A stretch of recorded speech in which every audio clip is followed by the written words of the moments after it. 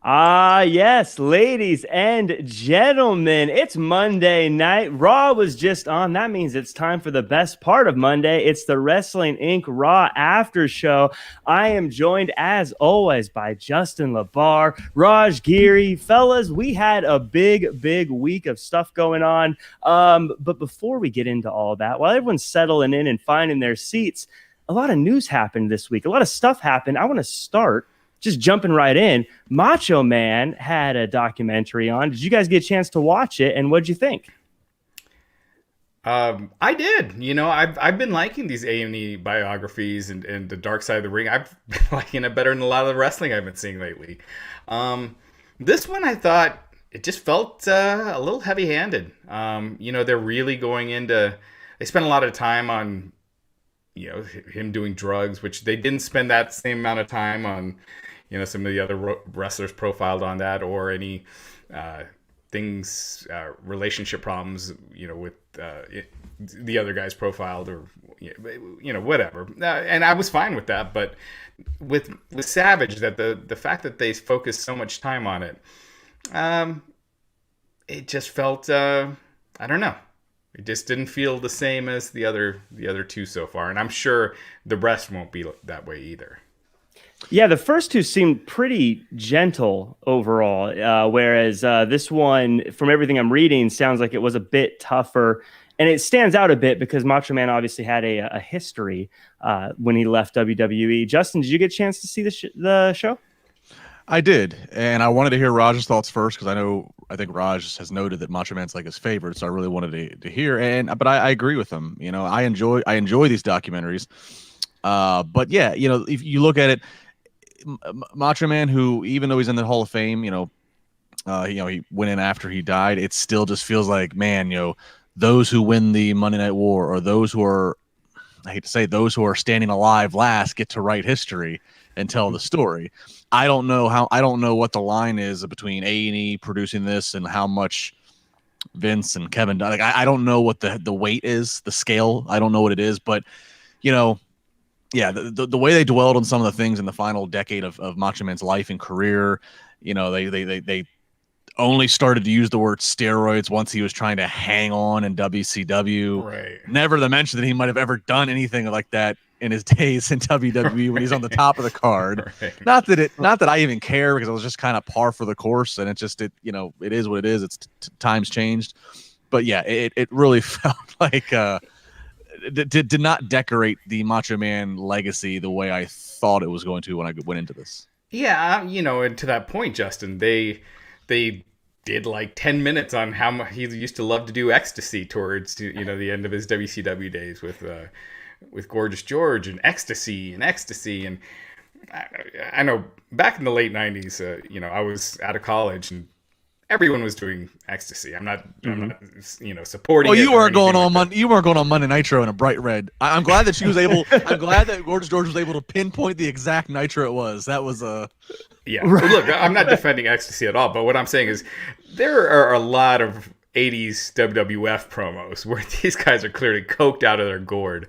But you're to that point, Justin, they're not talking about the drugs that they were doing in the 80s and the drug culture in the 80s and all the guys that were huge, and Savage, clearly felt like he needed to increase his size because of that. So here was something weird to it as well. Like, I first off, I was glad they got Gorgeous George on there. I mean, she isn't hard to find. I've actually got to be on different things with her over the years. I mean, so she's easy to find. Lex Luger, I think he's actually employed by WWE. While Lex's comments were sometimes like a little cringeworthy, it was appropriate to have him interviewed. Bubba the frickin' Love Sponge. Oh my God.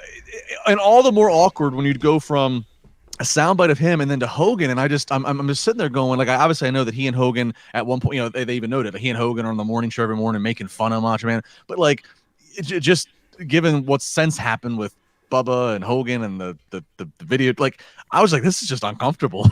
Right, and why are they bringing on a radio DJ who was not friends with Savage. You had no relationship with Savage other than ripping him after, he was done with wrestling. Bubba's purpose apparently was to be the temperature of Tampa to tell us Tampa's known for strip clubs and cocaine and Savage and Hogan. Something to that effect.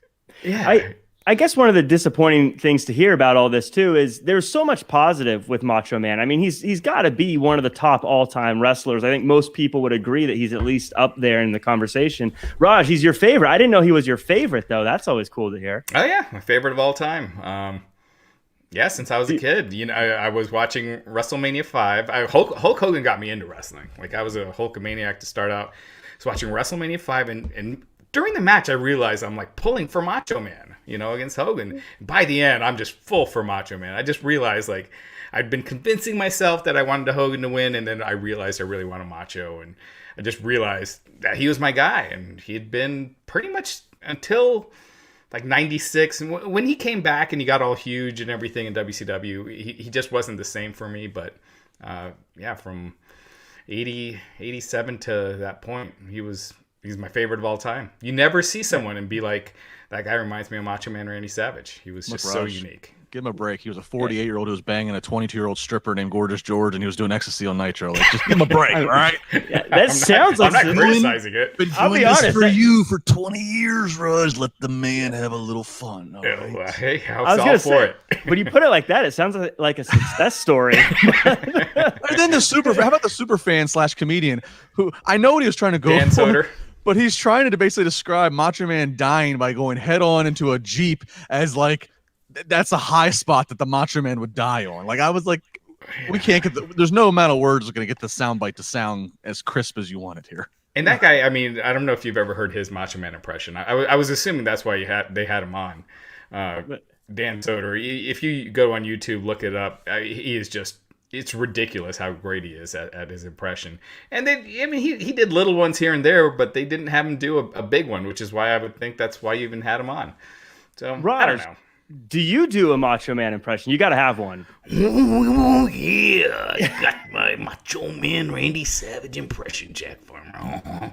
Snap into a Slim Jim. I love it. Yes. So, speaking of favorites, there's a lot of buzz going around about a lot of people's favorite. Kenny Omega got challenged this week by Andrade for the AAA title. This has been having people chatting all over the place.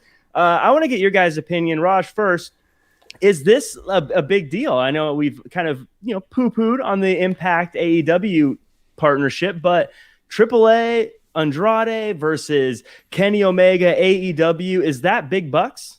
And real with Impact and AEW, not so much from the Impact side, because we were saying how they had everything to gain from it with pay-per-view buys and everything, but just from the AEW side.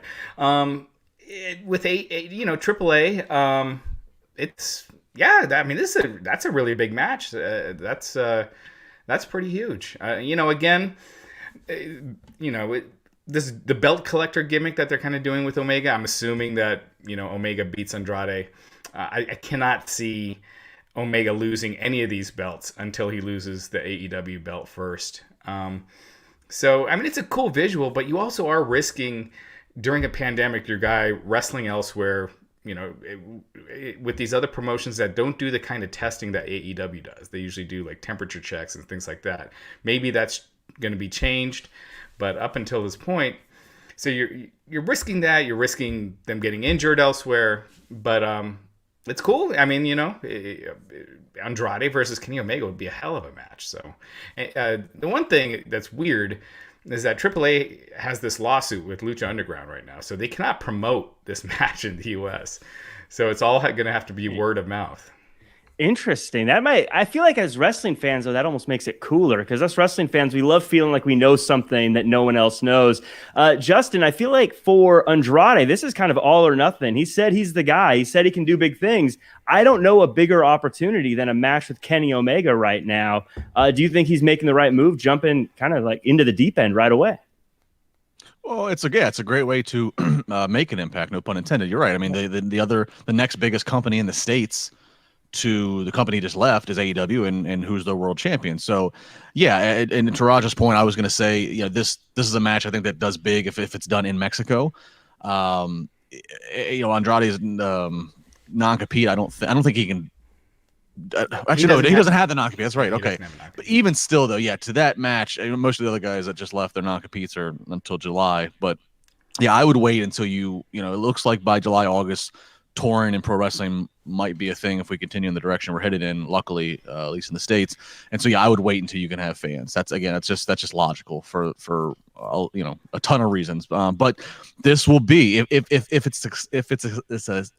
it is a success, it will be a prime example of, okay, every year we see the mass sweeps and layoffs that WWE does, and we see disgruntled people that are unhappy, but hey, where else are they going to go? Now that AEW is in the situation they're in, and the forbidden door, if it's a big deal, if this Andrade versus Omega thing works, all of a sudden it now starts to say, okay, WWE lets these guys and girls go, but they do it at greater risk than they ever have in the last 20 years. Mm-hmm.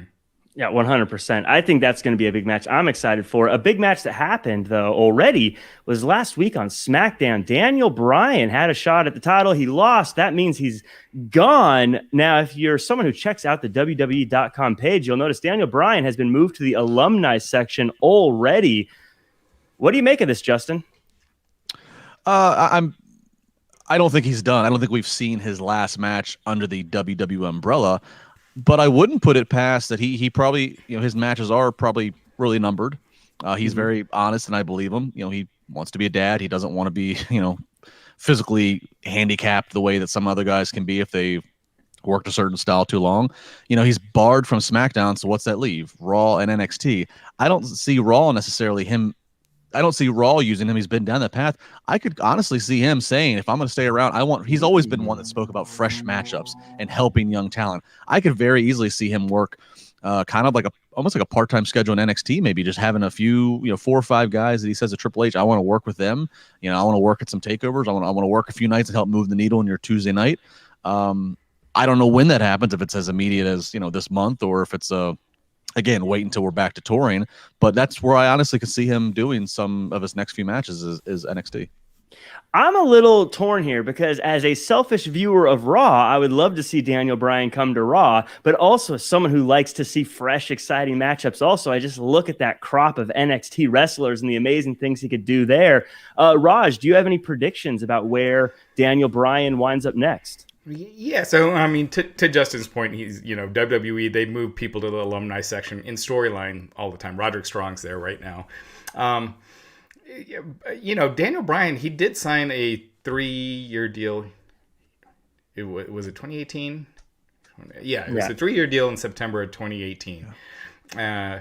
So that would normally mean it's coming up this September. But WWE, they do tack on time if you get injured or miss time. He did take paternity leave last year. He was out for a few months. I cannot see them tacking that time on. That would just be, I don't know. I think that would just be dirty. And that was approved time off and everything. But he was injured after the match with Kofi Kingston at WrestleMania, and he was out a month. So it's very possible, because he did an interview. He said his contract is not up in September, so it's very possible that month he missed after WrestleMania, after the Kofi Kingston match, that was tacked on. It's actually October now. But I'm kind of with you, Jack, because I feel like Raw could use more new blood. I'm sure Daniel Bryan would much rather work with young up-and-coming talent in NXT and help out there, but I think Raw could use him more. Yeah, but I also think we have to keep in mind what's the situation you're with Daniel Bryan. Here's a guy who, you don't want to leave him thirsting for more fresh matches and then him go and be an Andrade situation where he wants to work a few one-offs with AEW or New Japan or wherever, or Ring of Honor, who seems like they're getting ready to have a little bit of a comeback story. Bryan's also married to a Bella. They're forever going to be ambassadors and a part of the WWE family. Bryan's stepfather-in-law is the head of talent relations again.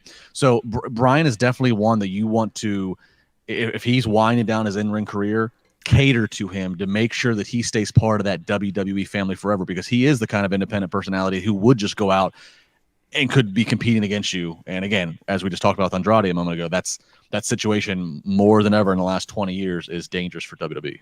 He's kind of one of those names he's almost like a bigger deal outside of WWE, if that makes sense. Like, you hear that this guy is free agent now, all of a sudden that's a huge story, and when he's on WWE TV 1 week, it's cool, he's Daniel Bryan, whatever, but if he's somewhere else, it's a way bigger deal. So if Bryan Danielson returns, that's a huge headline. Yeah, exactly. Yeah, exactly. I agree with you guys on that. Real quick before we start Raw, Jody Shauna Jenkins with the Canadian $5 super chat saying, Justin, RK Bro, this team has the it factor, like Rock and Sock, Team Hell No, etc. Is Orton the difference, or did Riddle need someone to offset his persona? I think it's both. Yeah, I said I got Team Hell No vibes last week. I called my shot on the first week, and I'll endorse it some more when we get to that segment. I think it's a mesh of both personalities. I think both Riddle and Orton at completely different stages of their career both could use this right now. Yeah, I agree. It's my favorite part of the show right now. Yeah, I agree. I thought I would never say that for a Riddle segment. Yes. And then Craig Newline's asking, did Jack not get the baseball cap memo? Keep up the great work, guys. It's 4:25 a.m. in the UK. You are keeping me awake on the night shift team. Well, thanks for sticking along with us, Craig. No, I did not get the baseball cap memo, guys. I did. Jack doesn't get those up memos. On the tie, though. He doesn't get those memos because Jack has the best head of hair of all of us. So he doesn't get those memos. Mine's all over the place. I've been trying to get a haircut, and now with everything opening back up, the lady I go to, she's just been so backed up, and the days I go, anyway, who cares? Raj, you don't have a lady, you have a team. Stop lying. You have a good team too. And then Chris Pantaleo says WWE is a safer option for Bryan to resign on limited. I think he means resign, not resign. Yeah, big difference there. For Bryan to re-sign on limited basis outside WWE style would probably be unsafe for him considering his past health issues. I feel like he's a lifer for WWE. I can't imagine him going somewhere else, but he said there have been times where he said he wanted to. I get negotiation vibes whenever he says that, though. I think he's just kind of like saying that, so when it comes time to negotiate, he has that. But I don't think he's going to seem like that kind of guy, though. He seems like pretty, hard on his sleeve. Kind of guy. So I don't know. I mean, I could see him being like FTR, where it's not about the money, but still wanting to do a few things. But I'm with you, Jack. If I had to bet, I would bet he stays with WWE. Yeah. So before we get into the meat and potatoes of Raw tonight, I just wanted to thank everyone for joining us live here on the show and in the chat room. We appreciate all you guys. Also want to appreciate and thank everyone listening to us on the podcast as well. If you could do us a huge favor, hit the like button, subscribe, leave a comment, share it with your friends. That's always appreciated. Now, guys, are we ready to chat about WWE RAW or what? I'm excited. This was a good episode. I like them all, though. Did you guys overall, just real quick, any overall thoughts of the show before we dive into it? I mean, better than last week. I'll be honest. Overall, though, I am far more interested in in some of the stuff going on in the mid card than I am the top world title pictures. Yeah. Yeah, I thought this was one of the better shows in a while. It felt like there was more going on, and kind of to Justin's point, more in the mid card, more interesting stuff in the mid card. Orton and Riddle, I never thought I'd say this about a Riddle segment, but that stuff's been really good. And they play perfectly off each other, and I think Orton is the perfect, the perfect odd couple guy. It's something I would have never thought about, like as far as having someone team with someone else on the Raw roster. Who do we have? Who do we pair together? And Orton and Riddle is something I would have never thought of, but they have great chemistry. Well, Raj, to that point, I think there's one super chat we missed earlier on right here. I missed that one. Salman. But I got a question for you about the Riddle promo here. Hi, I got a question for Raj. What did you think of Riddle's promo today? Like you, I am not a big fan of his promos, but he cracked me up tonight. Yeah. I agree. When he was starting the thing with the Viking Raiders, he was back to old Riddle. But as soon as Orton came in, and he needed that bit with the Viking Raiders to contrast once Orton came in. So I dug it. So let's dive in here real quick. So we start the show backstage. They're flipping coins to see who's going to get a match with Lashley tonight. It's Braun. My big takeaway from this whole thing, this opening part here. Is Bobby Lashley more dominant than Roman Reigns right now? Because right now he's kind of taking on all comers, and the people who he's taking on are big, mean, burly dudes. Where on the other side, over on SmackDown, Reigns is kind of trying to duck people, trying to play the political game here. Is right now Bobby Lashley the most dominant champion in WWE? Justin, I'll let you take it. Bobby Lashley's had more. Seems like he's had more challengers. He's got more of a weave here, but no. Roman Reigns is still Roman Reigns is still the best booked in my opinion of the two champions. Yeah, I mean that is interesting because Bobby Lashley wins all his matches clean for the most part, whereas Roman needs Jey Uso for most of his matches. Still, when you think of the biggest star in the company, you're thinking Roman Reigns, the most dominant. Still, Roman Reigns comes to mind, but if you're really looking at how they book Lashley, I mean, they have been booking him special. I was worried that they had booked this tonight because on paper, it kind of makes sense with WWE how they do their booking for Braun to win since he's in the title match. And then next week, Lashley loses to Drew again. And, so Lashley has lost to both challengers. I hope this doesn't mean that Braun is winning the title at Backlash. But Lashley was the bigger surprise coming out of Mania. I thought for sure Lashley was going to drop his title and that Reigns would also drop the title. Like I'm very surprised that it went the way that it did post Mania.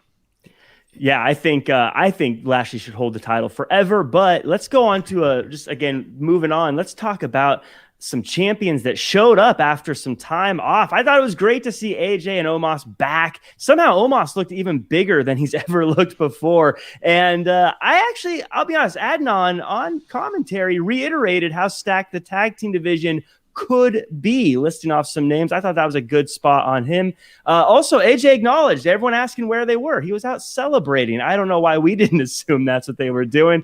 New Day come out and they said that they agree they're not going to be throwing corny tomatoes anymore. They want to be serious about getting that 12th win, and that leads to a match. Justin, how'd you feel about this segment and the match itself? Segment was okay. The match, good, really good. Just like their Mania match, just super detailed of how they put it together, all built around one thing: how to make this big, tall guy look like the biggest threat in the world. And it's only been 2 matches, so I don't want to proclaim him Hall of Fame just yet. But if you look at, he's legit. He's well over 7 foot. I think he's probably legit 7'2". Yeah. So you look at, who else has ever been that? Big Show, not quite, but obviously big, wide, Great Khali, Giant Gonzalez. Yeah. And I'll just say that just early on by the months of appearances and the way they protected him and just made him look like a dominant force standing in AJ's corner under the learning tree. And then his Mania debut. And then he's off to probably one of the best starts I can ever recall from somebody who is this tall and he actually can move.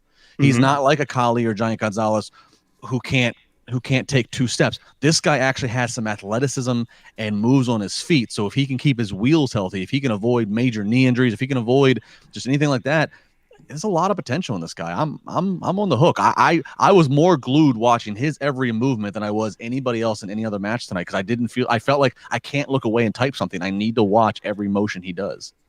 I agree. Now, I don't think he's ever going to have 5-star matches or anything, but he's an attraction. I want to see him do stuff. I want to see him look massive in front of people. He reminded me of when my nephews try to wrestle with me and I throw them around because they're still kids. Raj, this was a match. Something I don't enjoy is repetitive matches. So for people keeping track at home, this is something Jack doesn't like, repetitive stuff. But I kind of felt like this was important to have a match that we've already seen because they've been off TV for so long. We need to reestablish that this is who they are. Did you like the setup, the match? Do you think it's a fair criticism to say it's repetitive, or did you like that they had them out there together again? I didn't think this was repetitive because, to your point, they needed to establish them as a team. It's a rematch from WrestleMania. There's a lot of other stuff on this show that were repeated matches that they do on Raw over and over and over again. I didn't like the segment that built to it. The back and forth with New Day and AJ and Omos. I thought that sucked. I thought it just dragged forever. Omos needs work on the mic. This guy is being thrust in the fire. They have this, multi-million-dollar developmental system, and Omos, I mean, he was in there, but he never was on NXT TV, if I'm not mistaken. Other, unless it was like a backstage segment. So he's just thrown out there into the fire. So he'll get better at that. But New Day, I think when you get your asses handed to you by someone like Omos, you should not be as cheery and funny, in my opinion, coming out. You should be a little more nervous and a little worried. But again, that's me. I know it's a little against their gimmick, but this guy was a legitimate dominant giant that destroyed him, and to be coming back out and being funny about it, I think it just didn't ring home. But I liked the match. I really thought Omos doesn't, he's green, but he doesn't look out of place green.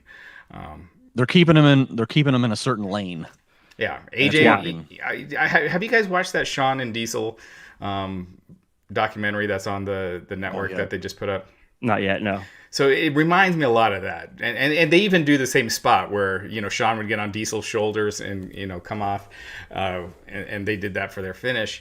And it just reminds me of that, where Omos is the big guy. He could sit back, watch AJ, one of the best wrestlers of our generation, pick up stuff from him, and just learn from him. And I think this is great. I really like this match. Yeah, I love it. I love that. I love the people he's with, and he's not the best on the mic, but when he talks, his voice is so deep. I feel like I don't hear it. I just feel it in my chest when he talks. Kelvin Alexander in the chat says Walter is the best booked champion in pro wrestling today. Kelvin, as a NXT UK fan, I agree. That guy is amazing. I don't know who here watches NXT UK, but it's a good show if you have an hour of time to watch wrestling. Krana Shaw says AJ as Grand Slam champ within 5 years is impressive. I was thinking that too. If you had told me he was going to be a Grand Slam champ when he debuted, I think there's no way he's going to pull that off. But here we are. Yeah, especially since when he was booked to lose at his first WrestleMania, just a couple months coming in, it just seemed like they weren't sold on him. And man, he has over-delivered. He's been great, and he's been great as a personality too. You never really saw that in TNA. He was always kind of awkward, forced, and now he's just as a heel especially, he's just been great on the mic. Which is so weird. No, go ahead, Justin. Oh no, I was just gonna say, to add on, he's not a WWE made guy, so of course we all go, oh, there's a ceiling. I don't remember if it's a story that AJ's told or who, but I know this has happened, that somewhere, one of the big matches AJ's had in his WWE career, he came through the curtain and Vince gave him the handshake and hug and said, I wish we would have signed you 10 years ago. Oh, that's a cool story to hear. I haven't heard that. That is cool to hear, but it's interesting. I was going to say about the mic stuff. It's so weird. Usually it's the other way around. Like they don't fit on the mic in WWE, and then when they leave WWE, they sound great on the microphone. But you're right, Raj. It's the opposite. He seems so much more comfortable on there. But right. And I don't know how well AJ would have done in WWE 10 years ago, just because he didn't have his look yet. He just kind of looked like a regular guy. Like people make fun of his haircut, but it does, with the beard and everything, it does kind of stand out. You have to have the right look, and it's the whole package. And I feel like he discovered that most, at the end of TNA, New Japan, when he was with New Japan. Yeah, 10 years ago, he did look like still somewhat of a generic 205 Live wrestler. Right. Yeah. In the chat, William Thomas asks or says, watch Riddle's Evolve run. Great matches with Keith Lee, and he balanced the stoner gimmick with an intense side as well. Also, where Matt Morgan, miss him. Matt Morgan is super busy. I mean, he just recently took on another job. He's just swamped. We always loved him on the show. He was awesome. But if his schedule clears up down the road, he says he might look into podcasting again down the road. But he's always wish him well, and he was a big part of our success. Absolutely. So, speaking of big parts of success, Eva Marie asks, does she have your attention now? It's an evolution. Justin, how do you feel about Eva Marie coming back? Love it. I was a fan, an endorser, if you will, on her first run. I know that she doesn't put on 5-star matches. I know that she is everything that every pro wrestling fan hates. And as soon as I saw the segment, as soon as I saw the vignette, I was like, she's going to be the most trending, buzzworthy thing that's going to come out of tonight's Raw. And if you look at the WWE Twitter, it's been almost exactly to the minute now, 3 hours since that vignette aired. It's where's that? It's well over 150,000 at this point of views. I know that whenever they put the clip on YouTube, it'll probably be at least in the top 2 of YouTube viewed clips from WWE's account, which I say all this stuff because we always want to say, oh, ratings are down and or ratings are an antiquated method of, okay, so let's look at timelines. Let's look at more modern platforms on YouTube and Twitter. So I'm into this. She looks like a star. She is a star. What WWE wanted Emelina to be was something they were going to have Eva do then, and now she's back. She'll do it far better, and she'll commit to it, and she'll believe in it because it will be an extension of her. I can't say enough excitement for the heat that she will garner. Yeah, I like her. I'm a fan of hers. Raj, do you like her coming back? I thought the intro was cool. It got my attention. But personally, I feel like WWE always does great at the look who's here videos, but I always feel like the follow through is where it gets a little iffy. This reminded me a lot of like Liv Morgan's re-debut a while back. Do you feel confident about this? Are you glad to see her back? I mean, gosh, I'm trying to think of the last time WWE had some great vignettes and it paid off. Maybe, I guess The Fiend with the Firefly Funhouse, it paid off for a while. I liked the vignette. It was very Emelina-ish. That's what it reminded me of. I agree with Justin. I got a kick out of Eva Marie when she was on SmackDown at the end and was always avoiding wrestling. I thought it was pretty hilarious. I didn't know where they were going to go with it because she wasn't, at least back in the day, that great in the ring. And I would always argue that she's a star. She doesn't need to be good in the ring. Put her in a role where she doesn't need to wrestle and have to have 5-star matches or whatever. But yeah, I agree. She's a name. I think the timing's... So I think she signed back in the fall. Like we had been talking about it for a while. So, it's not like they just signed her after they did the releases. But I think, I don't know, debuting her after they just released, some talent. I don't know. I don't know when you do it, but it just feels like maybe it's a little too soon. But never mind. I think I'm curious what they do with her. Never mind those optics. It's more peculiar of, again, she is just such a heat magnet. Oh, yeah. So she is not one where you want to have piped in sound. You want to have people who are ready to be there and make noise. So I'm not suggesting they draw these vignettes out until July or August and the hopeful return to touring. But I'm to your point, like, okay, why now? Why can't, if they sign her in the fall and you've had her now for 6 months, what's another 3 months just to wait? Right. Do you think the way the WWE looks at it is the people who are going to really hate her and give her that heat, are they going to be the same people who ask the question, why is she debuting right after all of this? Do you think there might be almost an intentional, like, debuting her at this time? I don't think so, just because they got so much heat with the trash bag stuff and, so the people they would know. I just think it's, I had heard that someone else is going to be returning soon too on SmackDown. I think I mentioned it a couple of weeks ago. So I just don't think they think about that kind of stuff really. That's fair.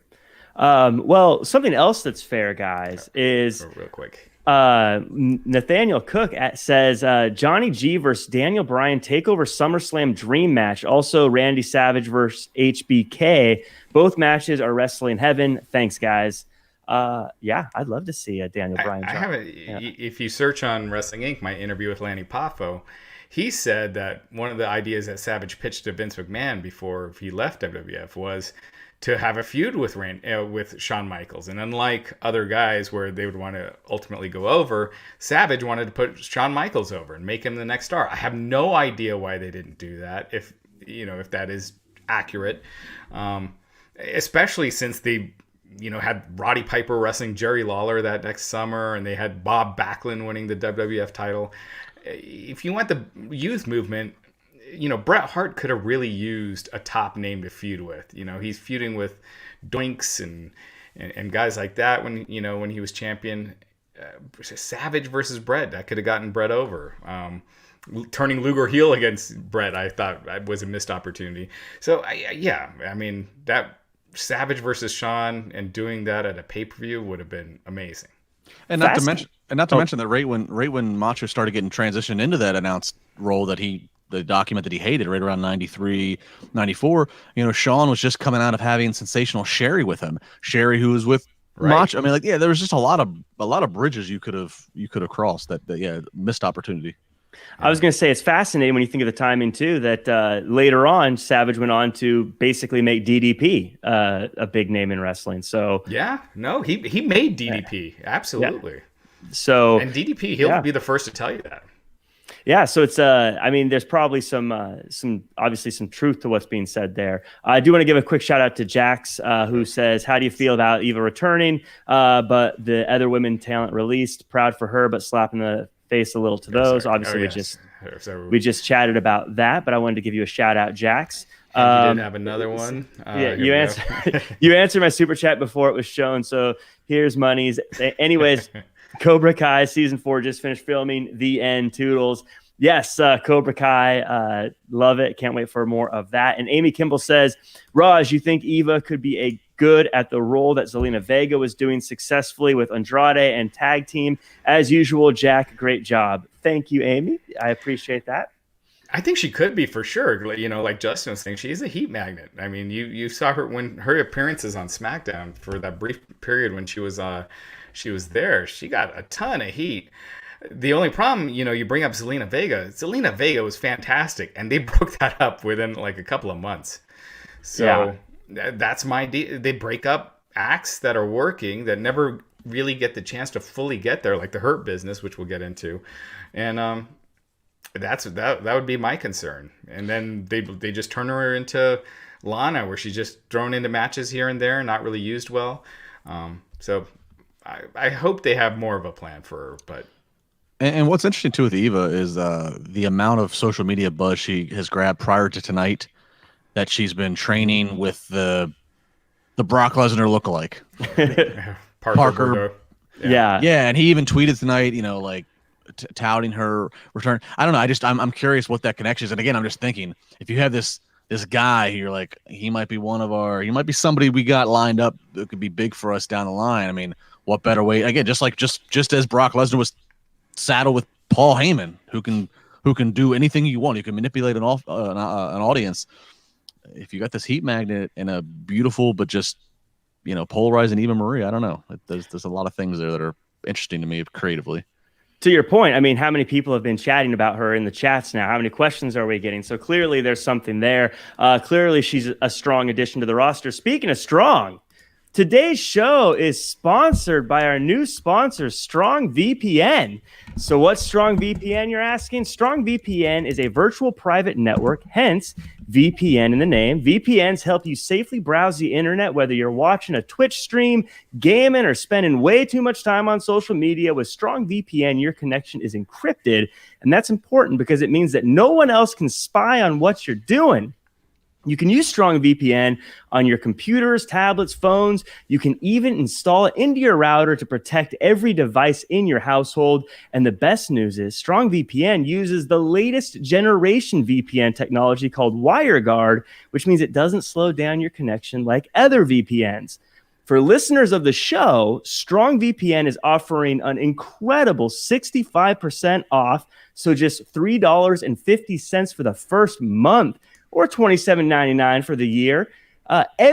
Here's everything you're going to get with StrongVPN. You get apps for iOS, Android, Mac OS, Windows, and more. Access to 950 VPN servers, none of which log your information. More than 59,000 anonymous IP addresses protecting your personal privacy. So go to strongvpn.com/INC and claim your 65% savings.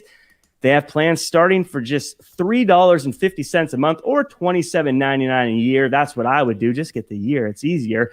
Get started with this limited time offer and save 65% off monthly and annual subscriptions. Visit strongvpn.com/INC. Once again, that's strongvpn.com/INC to save 65%. And if anyone out there has used VPNs, I mean, that's a great deal. $3.50 for your first month. I mean, that's always been one of the big things with VPN software is the price. And I've had to use VPN software forever, for testing ads. Someone's in California saying they're seeing a pop-up or some weird ad that shouldn't be appearing on the site, and it's like, well, I gotta, see what the site looks like in California. So I've been using VPN software for a long time, and I switched to StrongVPN, and definitely try it out, and it's well worth it. Yeah, VPNs, I mean, they protect you from all that. So you don't need to understand it. If you're like me, I don't understand it, but I know well enough it protects me from all the other stuff out there trying to cause me harm. It's a great service. And as Raj said, $350 a month is ridiculously cheap. So take advantage of it. StrongVPN.com/INC. Get that savings. Speaking of savings, we had Dana Brooke for Charlotte Flair, a match that I don't think is going to go down in history as one of the greatest of all time. But Dana Brooke got to get in there with some time with the GOAT, Charlotte Flair. That's right. I think she's the best of all time. But Charlotte Flair gets the win as we expect. Sonya comes out, and for some reason, she's given Charlotte Flair a lot of time here, but I don't know if they've ever explained exactly why that is. Raj, how are you feeling about where this is all going with Charlotte Flair and Sonya Deville? I'm not really sure. I would like to see Sonya Deville as the Raw GM or what have you, and Adam Pearce's SmackDown, because having Adam Pearce, if you have two separate shows, but then the same GM, I'd rather keep everything completely separate. So you have your separate GM there and your separate GM on SmackDown. Have Sonya Deville be the Raw one, and Adam Pearce on SmackDown. Unless this is building to Sonya Deville ring return, which might be the case. She had issues with the stalker that she had to deal with, and maybe feels like she's ready to come back. No, I think you're on the right track, Raj. I think. There's several different segments between Pierce and Sonya backstage where it always ended with Sonya with a little eyebrow raise, like she knew something he didn't, and he was saying, "Oh, I think we need to go to like the next power level. You're abusing power," and I think we probably are going to come to something to where we're going to find out that whether they name the McMahons or they just say corporate or the boardroom, I think we're going to find out that Sonya has been empowered specifically with Raw.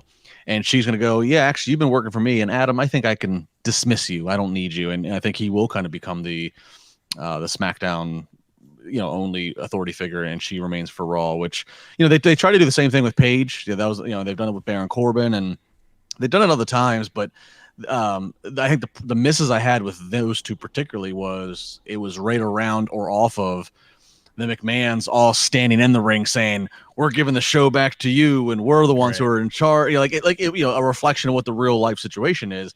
And then so when you try to saddle retired or even active, in Corbin's case, wrestlers with the authority, I don't buy it. But Adam Pearce, he is somebody who works, behind the scenes. Sonya Deville, yeah, she might be retired or at least taking off time. But with the McMahons not around, I at least can try to buy in a little bit more.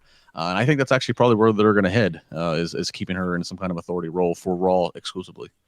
Something I noticed, and it might mean nothing, but just something I noticed, is when they were on screen, above Adam Pearce's name, it always said WWE official, but it did not say that above Sonya Deville's name.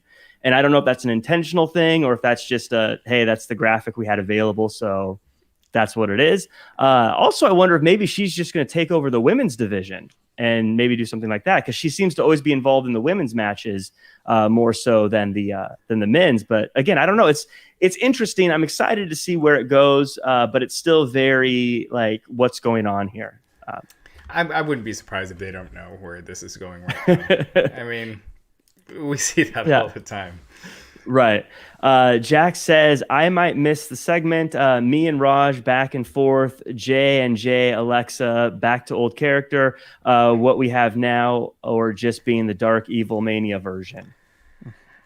With Alexa, I think, yeah, absolutely back to the old character. What we have now, and we'll get to it, I think is just god-awful horrible. And I think Alexa Bliss is super talented, and she can offer way more, and I think she could, really spark up the Raw Women's division even more. You got Rhea Ripley in now, Charlotte back, and you add Alexa Bliss in that mix. I think, and not, 9-year-old scary swing set Alexa Bliss, but the old Alexa Bliss, and then I think you got something. Yeah.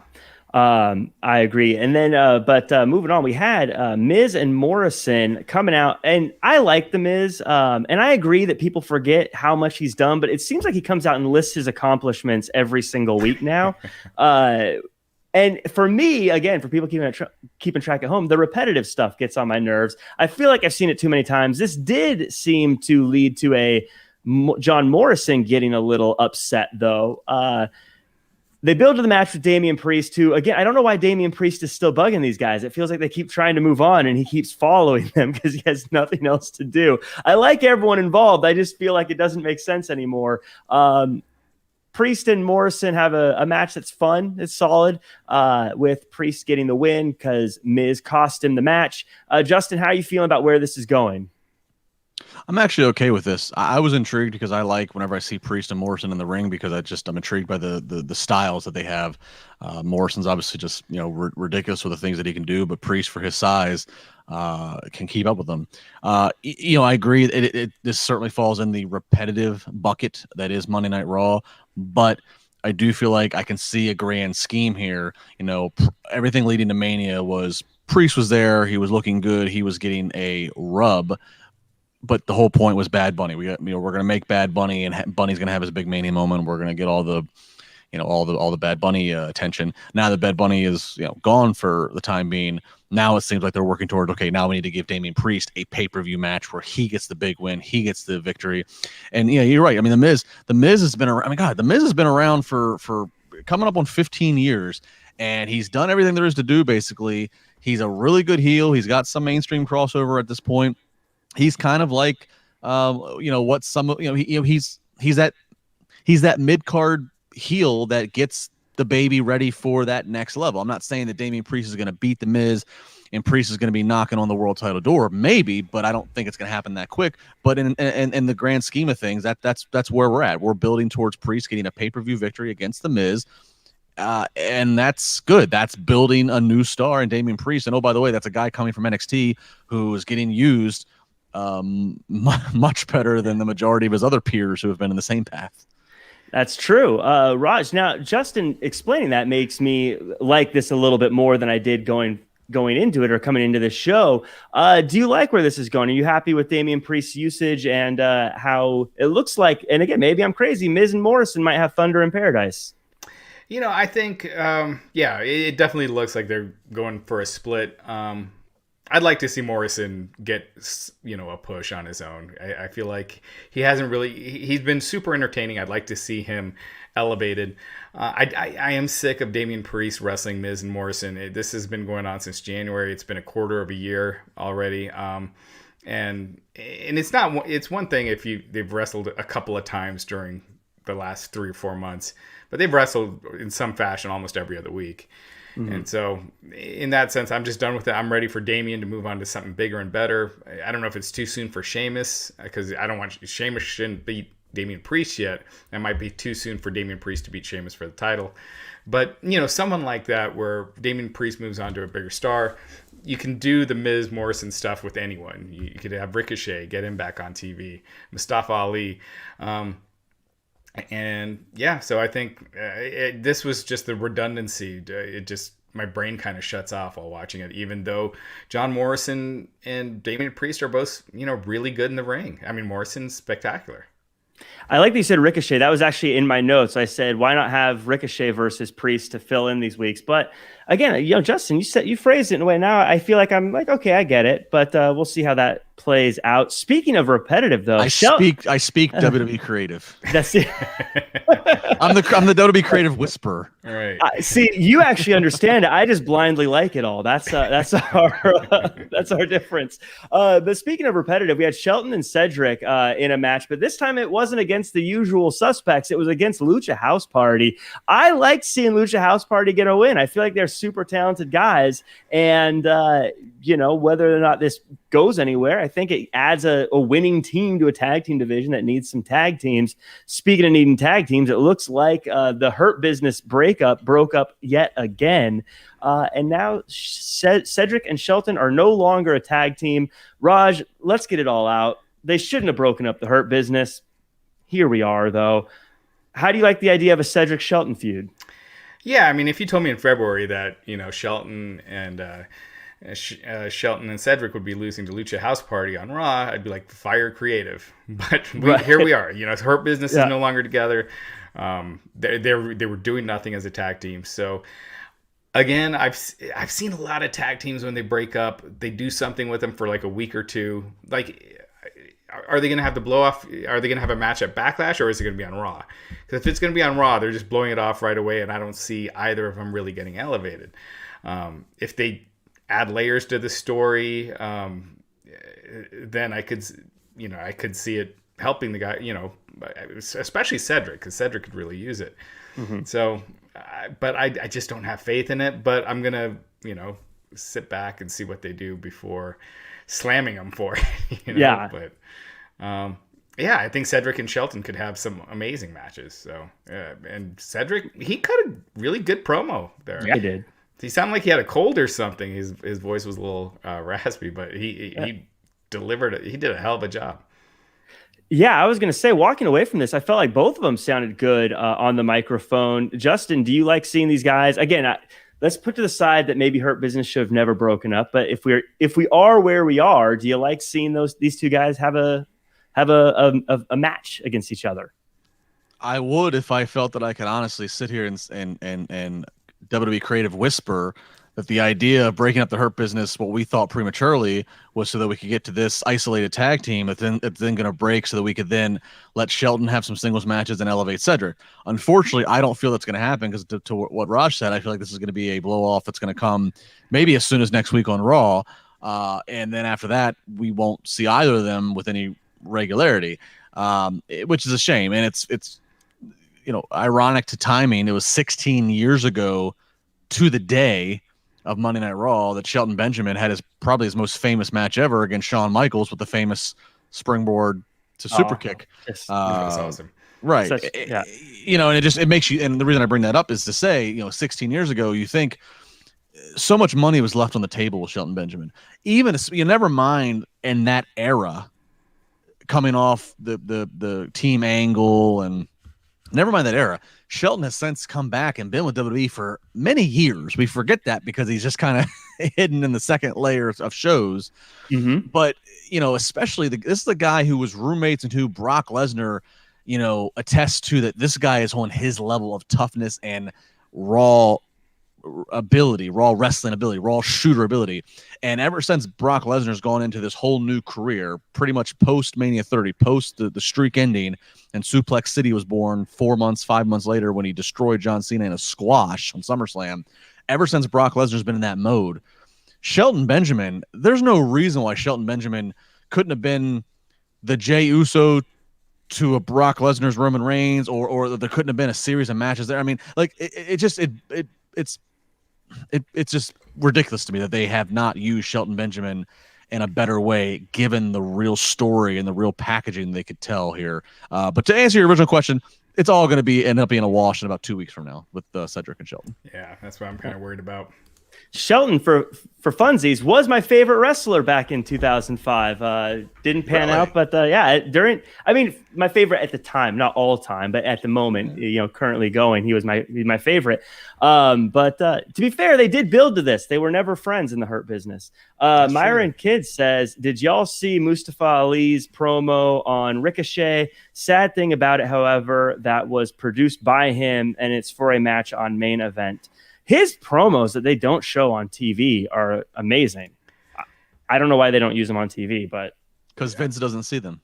Yeah, exactly. Nice. Ali did some back in the day too, and you got to give credit to these guys for trying and trying to get their name out there. But I just don't think it ever gets up high enough to where it matters, and it sucks because Ricochet his promos have gotten way better. I used to cringe when he used to cut a promo a couple years ago, and then last year I just noticed a giant improvement. So criminally underused for sure. 100%. Stellar Justin Lopez says, knowing WWE, this feud will take place on Main Event. LOL. Hey, it'll probably be the main event of Main Event though, so that's kind of cool, right? If we're looking for silver lining. Stellar Justin also says, Justin from 4 04 to 10, Shelton Benjamin is probably the best wrestler on the roster. I always look forward to watching Shelton during that era. See, that's what I was saying. I love the guy. Well, and especially when you think about come like 09, Taker's moved into part-time status in one match a year. Triple H has moved in that status. The Rock's gone. I mean, you were down to Orton and Cena, Orton and Cena, which everybody said, okay, we've done that ad nauseum. There was a certain period of time there when you're looking around, they made Sheamus popped up, and there was a few, the Miz took the Miz elevated into the main event, but there's times where it's like, how do you not, you have a talent like this in a Shelton Benjamin, how do you not utilize them more? You look at how quick he moves too. He's not much smaller than Bobby Lashley, by the way, when they're standing next to each other, but yeah, I think the thing that always got him was the promos and the character department, and the stuff they were coming up with was just, some of it was just embarrassing. Yeah. And the stuff with the Benjamins and things like that. I mean, they were trying. He just never found that character that could connect with his amazing in-ring work. Yeah. Yeah, and I don't like to go down this route, but I just say it, especially when we look at the contrast of now in 2021 versus, let's say, 2008. The overall manner in which a lot of black talent were booked just was very pigeonholed. I mean, and that's just calling it like it is. Unless you were huge and jacked, like Ezekiel Jackson, he got a big push right out the gate. Lashley didn't have to necessarily go through the same during his first run. He had issues backstage, which very justified on his end, but.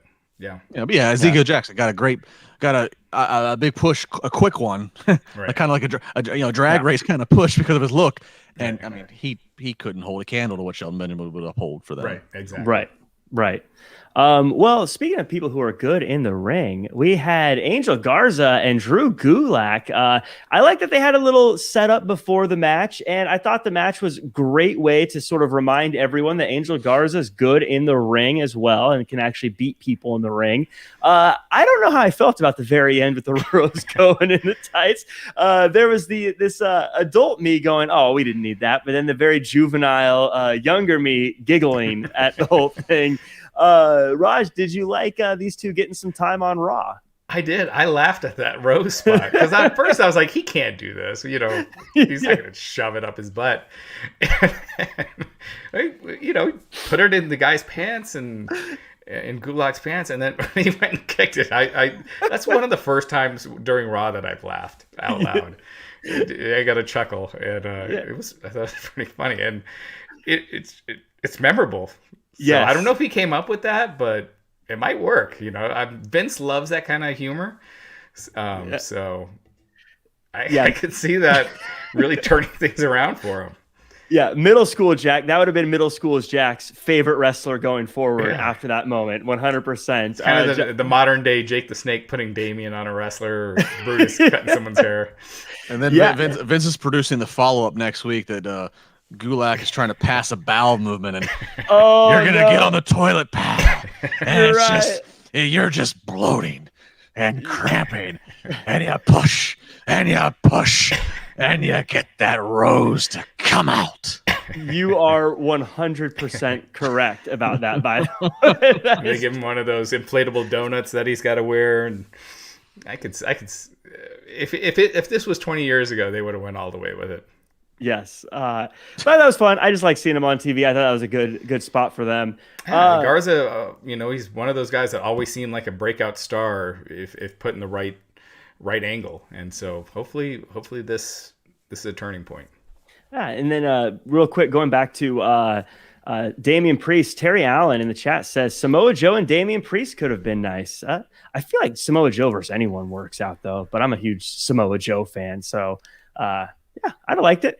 Well, you guys? Go ahead, Justin. Yeah, I mean, there's a lot of Joe versus this person. Unfortunately, it just seems like Joe. It's just the durability. I think a lot of us maybe just bad luck, bad timing. It put a bad taste into I guess Vince and those around him's mouths of we just can't rely. We can't invest any long-term TV minutes in this guy as a talent because he got injured on a few different times when they wanted to use him, rightly or wrongly. But yeah, I mean, back to our conversation earlier in this episode, he's one that's he's going to have some matches left, and he's going to draw some money someplace, and that's going to be bad for WWE. Mm-hmm. Yeah, I don't know if he was ever cleared, because I think last year, was it last year? Jeez, this time is like the COVID year feels like 3 years, so my time always gets a little messed up. But whenever Samoa Joe was filming that Raw commercial, he got a concussion. He had one shortly before that, so he had a lot of rapid concussions in a short amount of time. So, or a couple of concussions in a short amount of time. So he was taken off. I don't think he ever got cleared again. Now we've seen Christian and all these Edge and all these guys who thought their careers were over, Daniel Bryan, and they ended up getting cleared. So who knows? If Samoa Joe, if he's healthy, he's a dumb guy to lose. A dumb loss for WWE.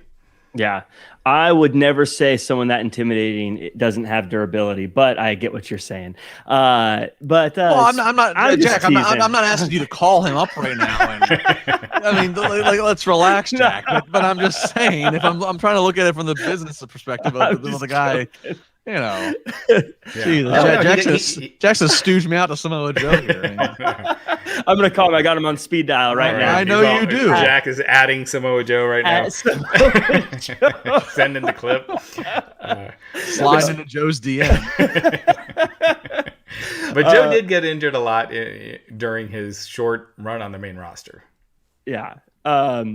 Speaking of people with runs on the main roster, we have Elias and Riker trying to throw some tomatoes over at the New Day early on in that show, but they miss and they hit Randy Orton instead. And that sets us up for RK Bro.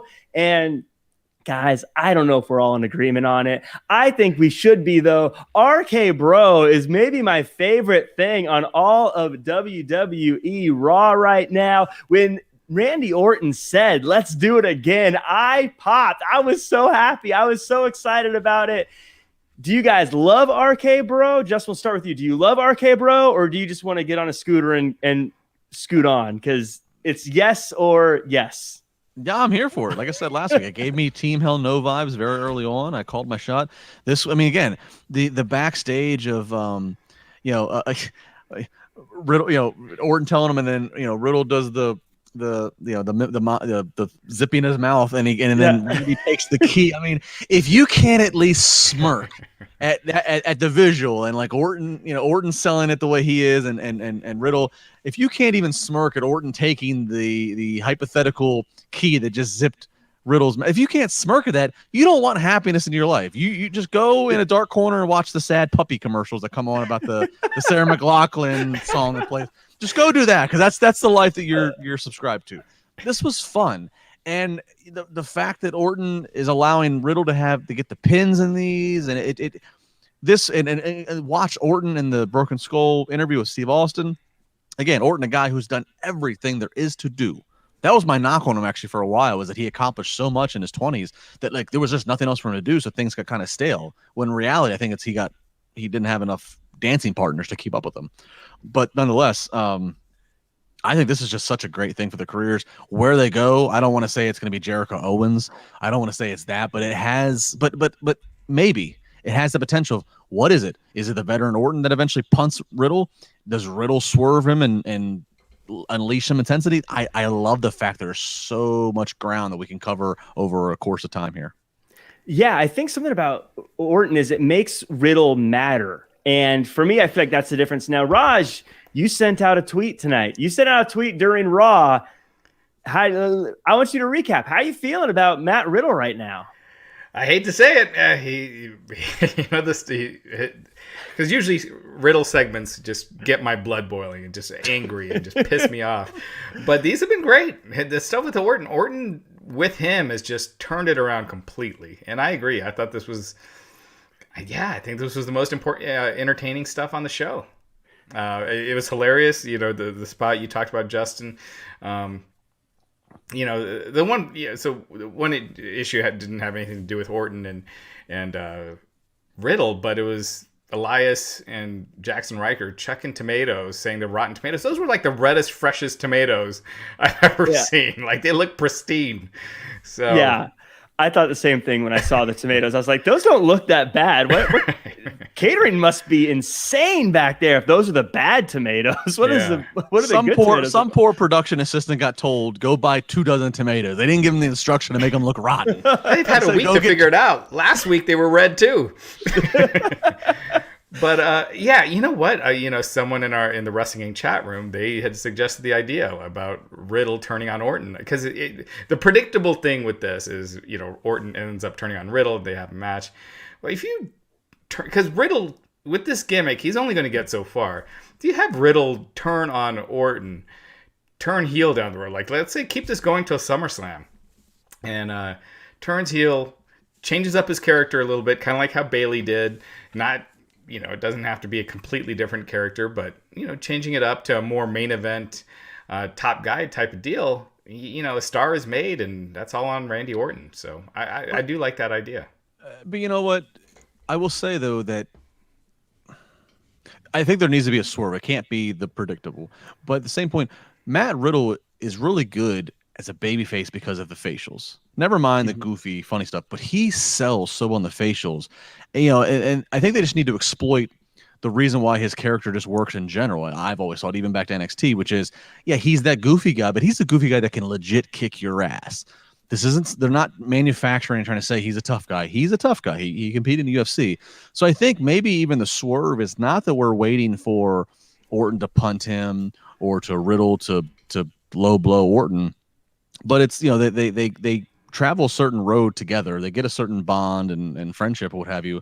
And then, like, Riddle has an opportunity to do something, whether it's become a number one contender for the world title, what have you. And that's where Orton needs to kind of be like, almost like drop the I'm annoyed by you and actually be the sincere big brother and say, you went from being the dopey dude that I would never have anything to do with to being, we won tag titles together, or if they even do that. Like, give me that next intensity and go beat Bobby Lashley, go beat whoever it is, go beat Brock Lesnar, whoever the world champion is come that time. Like, I think that, like, that's the kind of different alternatives I want to see, because don't take Matt Riddle away from what his strengths are, which is Matt Riddle could be a really good babyface, both with the way he acts and the story he tells. So that to me is something I'd focus on. Don't just peg him of having to be a heel because we need to split the two of them at some point. Well, no, but I think that would be a good way to get that aggressive side in, like that the tough guy side in, because again, the bros and all that, it still only gets you so far as a character. I feel like that's not a WrestleMania main event character. That's with the promos and everything. Whereas he has the look, the skill, everything else that, I think he could be up there. Yeah, it'd be a Mania entrance, have him on the scooter with like some jet rockets. Right, zooming them down the ramp, like real birds flying out. Real birds, yeah, right. They're in California. There's just like weed, just people, right. 40 people out there smoking joints and smokes going up. That could be the what starts the split is like Orton steals Riddle stash and gets a wellness policy Riddle finds violation. A stash missing. Wellness violation. Right. I like how the birds were never really explained either. It's just there's birds, and now we just accept that there's birds in his entrance. But I don't want to see them break this team up. I know we're already getting excited about how they're going to turn on each other. I want them to stay together for a while. I'm enjoying this. This felt like a perfect episode 2 for the series of RK Bro. I'm enjoying this ride. So I hope they keep it going. We're going to keep things going with the show, though. By the way, for everyone who's still with us, thanks again for following and liking and commenting and subscribing and all that good stuff. I wanted to move on real quick to the U.S. title picture that we have going on right now. Earlier in the night, Humberto Carrillo was in an interview with Kayla Braxton, and she's a total jerk. I don't know if you guys noticed this, but she's like, thanks for coming to the interview, Humberto. First, let's watch a video of you getting beat up. And then while she's talking to him, Sheamus sneaks up behind him. She says nothing to him, doesn't warn him at all. And then he gets beat up again while she watches. She's the jerk here. She's the villain. I don't know why we let her get away with this. But But long story short, it leads to, down the road, obviously, we get Mansoor. He signs a contract, and his 50-match win streak that I saw online, he's got a 50-match win streak. Almost 50 matches. 49. 50. Almost 49. Okay. Then it got him a shot at the U.S. title. I thought he did good. I thought it was a good opportunity for them to have us see that he's a tough dude that can keep on fighting. But I think the story here is that Sheamus has been bullying a lot of people, and they're starting to add up the numbers, and they're starting to come back to get him. Let's have Justin. Do you like how this is developing, this sort of mid-card U.S. title situation? Yeah, I'm always for that because the deeper you have your mid card of people actually getting, if people seem like viable threats, it's always better. It's always a better situation to see, okay, who's going to filter up, or who's going to elevate up, rather. I feel like I guess you'd filter down. No, this was good. This was like Mansoor's like Raw initiation. I kind of felt like you're in there with Sheamus, a mid card champion. Sheamus is notorious for being a physical guy. I'm not going to say he's stiff, but I think the way that most workers will want to classify it is if you work physical but safe, is you're snug. And that was apparent there. And he and Mansoor brought it to it. I mean, Sheamus had some blood marks, and I thought this was good for what it was. It's kind of a joke. Mansoor's won like 49 in a row that none of us have seen unless you watch every minute of WWE programming. Clearly something that maybe helps the relationship overseas, I guess, from what we've seen. But I thought this was a good Raw debut for Mansoor. Everybody, and even Humberto, everybody got over in this in some form. Yeah, I'm enjoying. Didn't it end with Sheamus laying both of them out, or did I miss something?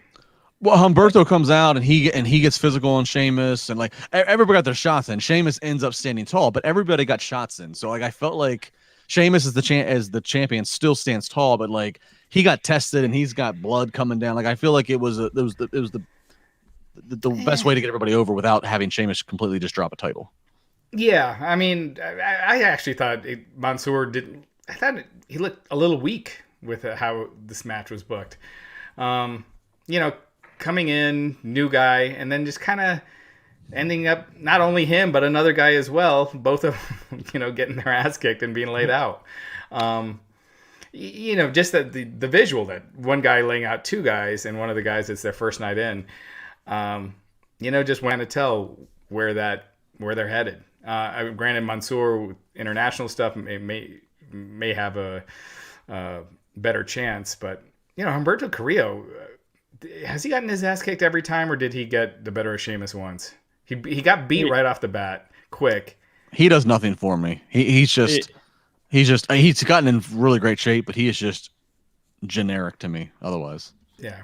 Well, that's what I personally am liking from this. Is it seems like Sheamus is bullying a lot of people, and now they're starting to sort of gang up on him, and it's almost like I don't want to call these guys zombies, but it's almost like a zombie movie where you have a bunch of them, a bunch of things coming at you all at once, and you've got to try to handle all of them all at the same time. I feel like all of his what are they? Chickens are coming home to roost, is the saying. I feel like that's what we're kind of building to here. Yeah, and I'm all I don't know, but he lays them all out. So is anyone excited to see Sheamus versus Humberto Carrillo? If Backlash, if you're on the fence, they're like, well, Sheamus is going to defend against Humberto Carrillo. Well, there you go. I'm changing my mind. Raj, that's WrestleMania Backlash. Yeah. It's I saved this for SummerSlam. WrestleMania SummerSlam is what we're going to call that. I do feel like that we're like within 6 months of them going back to Saudi, so it was like, well, we got to get Mansoor on TV that people are watching. So that is probably very true. It might be sooner. I wouldn't be surprised if they try to squeeze in two events.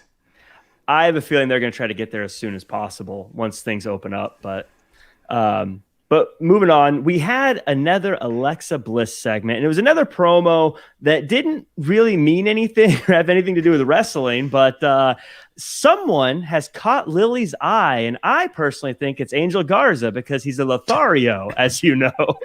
So I don't really know what to make of this. Again, it was kind of just her speaking in circles. Again, for those speaking at home, this is another one of those parts I didn't like. But Justin, you are the creative whisperer. Who does Lily have her eye on, and where is this going? I don't know who her eye is on. I will be the first to say I have defended this, and by extension the Fiend stuff for a long time. Raj and I go back and like I get into the magic stuff. I buy into it. This is becoming far too redundant. It's not going anywhere. I don't feel like there's any payoff. You know, oh, we're not really to tell you just yet. Like I don't feel like. But having said all of that, Raj kind of said this earlier. I don't know if I would rather the other Alexa Bliss. I don't know if I think I'd still rather try flushing this creepy Alexa stuff out versus what she was prior, because I'm going to be real here, and I know Alexa Bliss fans run deep, and I'm going to get a lot of hate for this. She is talented. She has a marketable look. She's pretty, but I don't feel like anything ever just took off. I don't, whether it was again durability because there was injuries, whether it was just not the biggest, so like bumps didn't make noise, nothing felt like it was big. I feel like this at least gives her a whole lot more definition. I just want it to mean something. So I feel like this is a lot more of I can define who this is, and I can try to find more interest versus her just being, you know, little Miss Bliss who comes out to try to challenge for the world title. I want this to work is what I'm getting. I want it to work. I don't know if it's going to. It's not going to. No offense. I mean, we've been seeing this for a while now. You know, at some point, you know, if you're watching a movie and you're an hour and 45 minutes in, it's just been sucking. You're like, well, these last 10 minutes, it might make, you know, it might make it good. The ship has sailed. Bray Wyatt, he's gone again. He's worked one match in, you know, the last 5 months. They clearly have no idea what they're doing with him and the Fiend. And we don't know why. I mean, his child has been born, right? Like that. It's not like, you know, I don't know. Like it's not like JoJo's pregnant again. We don't know. I don't know. I don't think it's anything like that. You know, yeah. I mean, what is happening here? I mean, the original the rumor was that Fiend was actually supposed to win at WrestleMania, and then they changed up plans. Yeah, I'll be honest. I'm not against the character. I don't know. I'm not against what she's doing. I don't see how it has to do with wrestling. It feels like the fact that she's part of the WWE is just a coincidence, because she never talks about having matches or wanting to get in the ring with anyone. I mean, she doesn't have to be so direct as to say I want a match with someone, but like it should be leading to something that has to do with the ring. And if this was a debut of the character, I get the buildup, but we know who she is. She's been doing this character for months. Like, what are we waiting for? Let's get the ball rolling into something. That's how I'm looking at it, at least. I don't really get what this has to do with wrestling. I thought this was the worst thing on the show. Yeah. Justin, you don't agree? I'm checking my notes to see if I can make an argument for something to be worse than this. Hang on. Bear with me. All right, I guess I'll give it to him. Okay. I win. Well, speaking. Well, then it's a good time to transition. Lana and Naomi took on Nia Jax. This was the worst. No, this is the worst. I vote this one. How was that transition? Yeah. So yeah, this to me again, repetitive stuff. I feel like a combo of these four have been in the ring together for 9 months now. But we kind of end with the same place we always end. Baszler and Jax are still the champions. Lana and Naomi come up short. Any quick words on this? I don't really know if you guys have anything to get in depth with this part of the show. Nope. You said it. The redundancy. This is like the 6,000th time they've wrestled.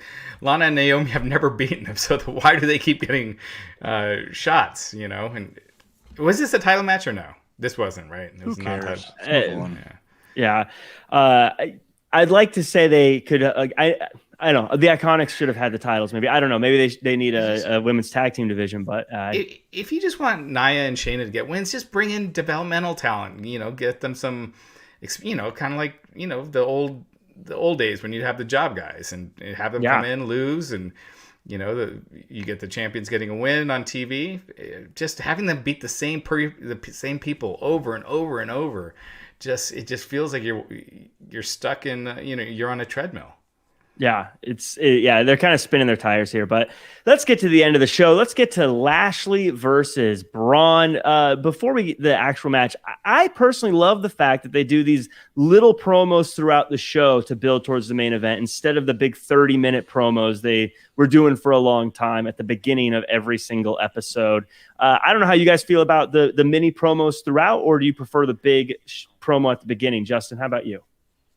No, I'll agree with you, Jack. I like the minis sprinkled in for a couple of reasons. One, I always like it when you can kind of take like, I was a big Austin guy. I love in the Attitude Era, the Austin story, whatever it was, wherever McMahon was chasing him or he was chasing McMahon or whatever it was, it always kept flowing through the 2 or 3 hours. So I like that versus, as you said, taking a big bulk and bogging it down. I also like it because if you're trying to hope that people are tuning in, even though viewership suggests it goes the other direction, but if people are dropping in, you remind them, hey, this is what's going on. So I like the format and the concept, but I hate it in the sense of I'm so over these three. And I like all three of them but this whole, I'm over it. It's gotten stale. Give me whoever the champion's going to be, which we'll find out at WrestleMania Backlash. And then whether it's Priest, whether it's whomever, whether it's frickin' Mansoor, just give me a new set of challengers in the title pictures because this is ran stale to me. Yeah, I agree. I was surprised that Lashley beat Braun here. And I'm not, in a way, I liked it because I don't think Lashley should be getting beat with how they built him. You don't, when you've built Drago so much, you don't have Drago lose until you get to Rocky. Whoever the big baby face is going to be, and you want that crowning moment. So I like that they didn't beat Lashley, but from a booking standpoint, Strowman was just put into this match. He's a challenger. So him losing clean, I don't know. It just seemed strange to me. I was expecting it to end with Drew interfering or Braun winning, which I didn't want that to happen, but I kind of, I expected Drew interferes. It just ends up in a cluster and it's a DQ or a non-finish. So that was the only thing. But yeah, I agree. I feel like Lashley needs to move on. And I kind of feel like Braun was put into this match so Lashley can beat Braun and they move on without Drew getting pinned and Lashley keeps the title and hopefully they move on to something else. That's what it seems like to me. Yeah, I feel like Lashley could use sort of an intermediary challenger for a little bit, sort of how Roman Reigns has Cesaro coming up for a challenger for a little bit, just to keep it fresh for a little bit. I'm a Cesaro fan. I don't expect Cesaro to become the world champion personally, but I feel like Lashley could use someone like that, whether it be it'd be a little bit early for a Damian Priest, but I feel like a Damian Priest would be that kind of guy where you're like, I don't really think he has a great chance of winning, but at least it's new and it's fresh and it's different for a little bit. Because I agree, I like everyone involved, but it seems like these guys have been going at it forever. But yeah, I mean, and then they announced what next week is going to be Drew versus Lashley next week. So is there any chance, and Raj, I'll start with you, any chance Lashley, he won tonight, any chance he wins next week and retains at WrestleMania Backlash? They usually don't do that.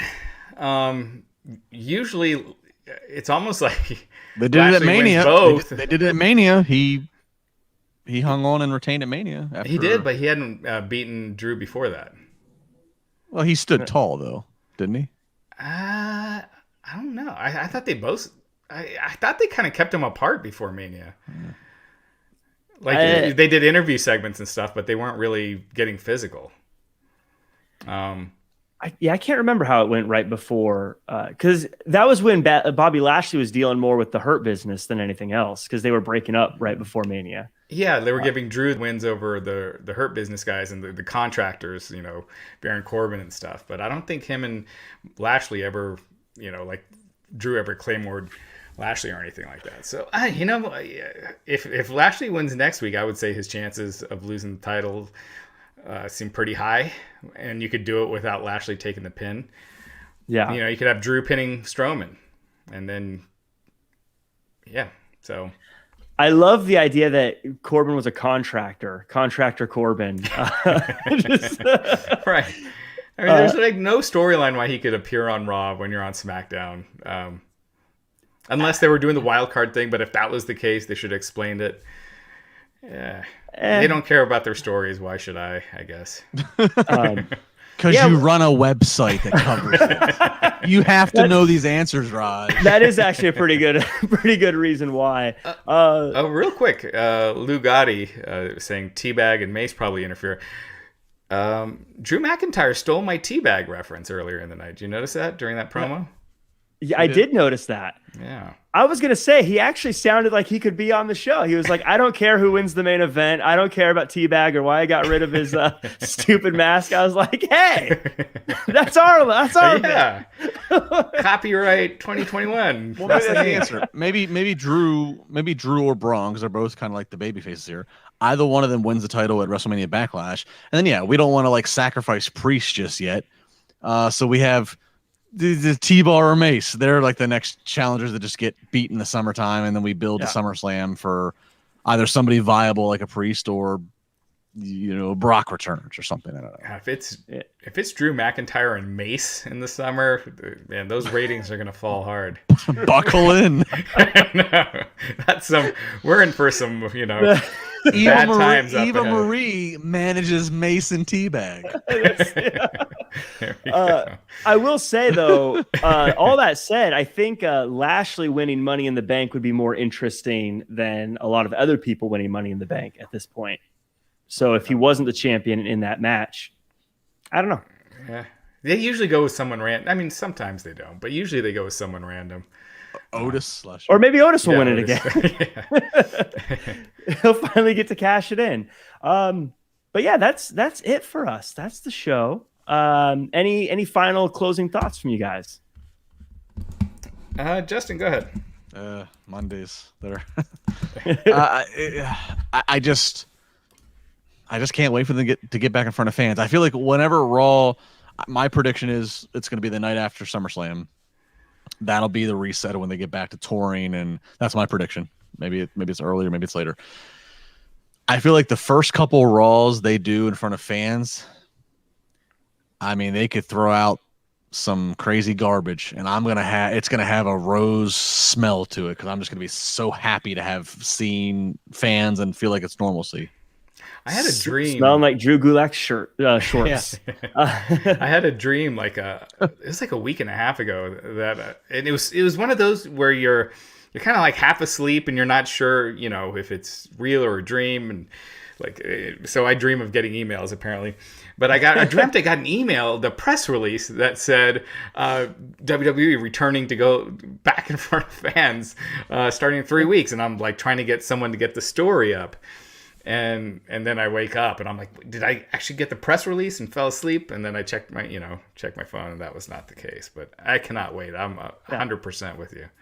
That defines the life of Raj Giri around a wrestling. I've talked to independent wrestlers who have had the dream of where they're dreaming, their entrance music is playing, and they still haven't got their boots tied. And that's the dream they're having of anxiety. Raj is getting the press release. And he can't press enter fast enough. Well, I can't get it to someone because, to post. It's a nightmare. The things Raj goes through for everyone who visits Wrestling Inc. It's my Jack. pain. What's your anxiety? You're like I know Jack is getting the hair nice and styled, just perfect. I'm a wreck before the show. And the countdown clock is going 10, 9, 8. We're getting ready to go live, and Jack does not have the hair ready. Yeah. Right? Yeah. Raj is like, did you get the link? Did you get the link? Waking up and there's no moose in the cabinet. And you wake up, you're like, thank God, that was just a dream. That's it. There's plenty of moose, thank God. Well, that does it for us. Thank you guys so much. Again, if you haven't hit the like button, if you haven't left you leave a comment after the show, but leave a 5-star review. Why don't you? We appreciate you hanging out with us. For Raj, for Justin, and for me, Jack Farmer, thanks for being a part of the show. This is the Raw After Show. Make sure to tune in tomorrow for the NXT After Show as well, where there's going to be a lot more fun, a lot more stuff, and you can get your comments read as always.